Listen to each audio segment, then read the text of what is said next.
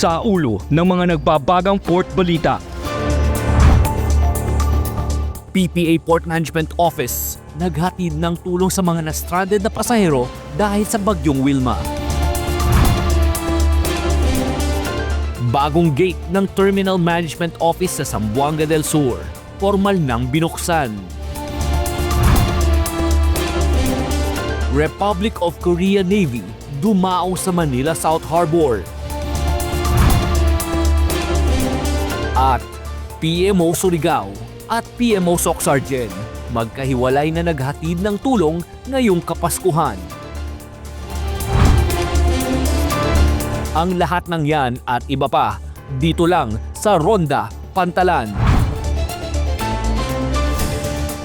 Sa gitna ng pananalasa ng bagyong Wilma na nagdulot ng pagkaantala ng mga biyahe ng barko, nakahanda ang mga pantalan sa ilalim ng Philippine Ports Authority na magbigay ng tulong sa mga na-stranded na mga pasahero. Sa Maynila, namahagi ng Hot Meals o PPA Lugaw ang PMO NCR North para sa mga na-stranded na pasahero na namalagi sa Northport Passenger Terminal nitong Sabado, ika-6 ng Disyembre. Mahigit 500 hot meals ang naipamahagi para sa mga pasahero na patungo sana ng General Santos, Davao at Cebu. Sa Port of Nasipit, namahagi ng kahong-kahong ready-to-eat food o RTEF ang PMO Agusan, katuwang ang DSWD Field Office Caraga at Global Port Agusan Terminal. Nasa 91 na RETF ang ipinamigay sa mga pasaherong na stranded na patungo sana ng Cebu at Bohol. Nagpaabot din ng tulong ang PMO Zamboanga sa mga na-stranded na pasahero sa Port of Dapitan. 37 na RTEF box ang pinamahagi sa mga apektadong biyahero.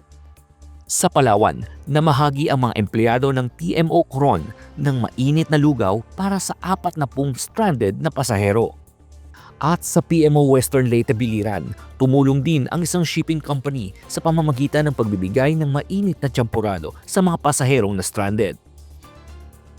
Nitong ika-8 ng Disyembre, balik operasyon na ang lahat ng mga kanseladong biyahe sa mga pantalan sa ilalim ng pamamahala ng Philippine Ports Authority. Ito'y matapos humina at lumayo na ng bansa ang bagyong Wilma.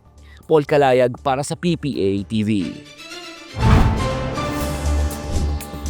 Formal nang binuksan ang bagong gate ng Terminal Management Office Zamboanga del Sur nitong ika-3 ng Disyembre 2025.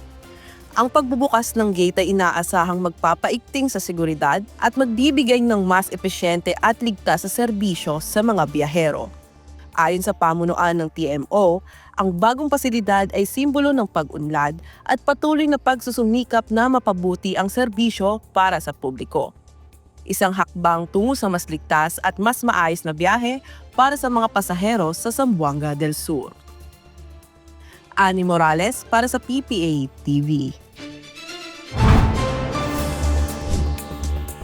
Dumaong sa karagatan ng Maynila ang isang Navy vessel ng Republic of Korea nitong December 8, 2025 para sa isang goodwill visit. Dumaong sa Pier 15 Manila South Harbor ang Roxanne Sando, isang helicopter training ship ng Republic of Korea Navy.